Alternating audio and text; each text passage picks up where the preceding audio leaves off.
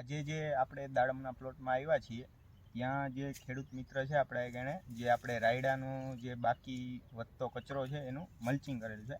આપણે તમે જોયા કે અલગ અલગ પ્રકારના મલ્ચિંગ કરેલા છે. એક વીડમેટનું કરેલું છે, એક સાદું મલ્ચિંગ આવે એનું, ને આ છે ઓર્ગેનિક મલ્ચિંગ. આ જે એનો ફાયદો એ છે કે આપણું જે જમીન છે એમાં વોટર હોલ્ડિંગ કેપેસિટી વધારે છે, સોઇલમાં એરેશન બનાવી રાખે છે અને ન્યુટ્રિયન્ટ અવેબિલિટી સારી કરાવે છે.